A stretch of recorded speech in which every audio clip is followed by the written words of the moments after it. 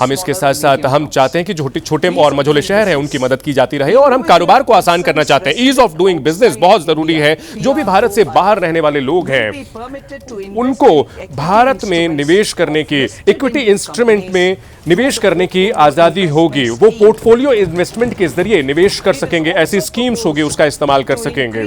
हम चाहते हैं कि जो इन्वेस्टमेंट की सीमा है, निवेश की सीमा है, जो एक एकल शख्स है उसको हम 5% से बढ़ा करके 10% कर रहे हैं। पोर्टफोलियो इन्वेस्टमेंट स्कीम के तहत 5% से 10% बढ़ा रहे हैं। तो जो PROIs जो भी इंडिविजुअल्स हैं उनको फायदा मिलेगा। 10% से बढ़ा करके 24% अब कर दिया जाएगा। जो तकनीक है वो लगातार तेजी से बढ़ रही है। AI इसमें अग्रणी है। 21वीं सदी वो तकनीक से ही आगे बढ़ेगी, और तकनीक को हम बिल्कुल समावेश करेंगे। ये बहुत जरूरी है। चाहे खेत में किसान काम कर रहे हो, महिलाएं हो, जो युवा हैं जो अपना कौशल बढ़ाना चाहते हैं, जो दिव्यांगजन हैं, जो वो नई चुनौतियां, जो नए मौके चाहते हैं, उनको भी मदद मिलेगी। हम सरकार के तौर पर इस पर हम मदद कर रहे हैं ताकि AI के जरिए तकनीक का हम पालन कर सकें, शामिल कर सकें। नेशनल रिसर्च फंड की स्थापना कर रहे हैं। रिसर्च और डेवलपमेंट और इनोवेशन फंड की भी स्थापना हम कर रहे हैं।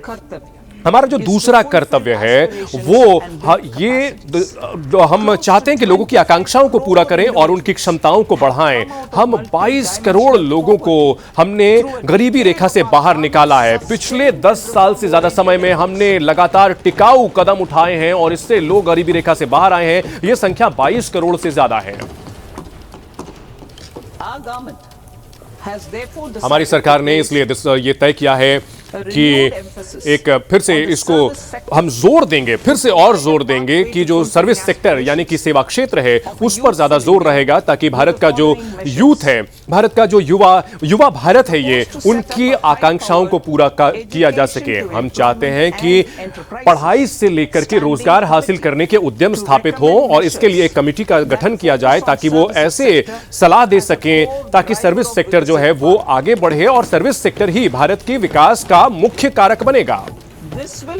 और इस कदम के जरिए हम सर्विस के क्षेत्र में हम वैश्विक लीडर बन पाएंगे। 2047 तक ये लक्ष्य हासिल कर पाएंगे। 10% से ज्यादा ग्लोबल शेयर हमारा होगा। ये जो कमेटी होगी ये सुनिश्चित करेगी, उन प्राथमिकताओं को चिन्हित करेगी ताकि हम जो है विकास दर हासिल कर सकें, हम निर्यात पर फोकस कर सकें, हमारा रोजगार जो है वो बेहतर हो सके। इसमें AI का इस्तेमाल करेंगे और हम रोजगार के मौके पैदा करेंगे, और ऐसे कदम हम उठाएंगे। इस कमेटी का यह काम होगा कि ऐसी सलाह दे।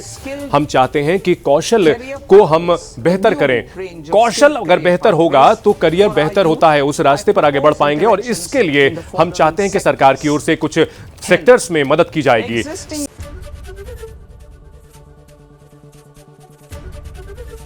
ABP गंगा, खबर आपकी, जुबान आपकी।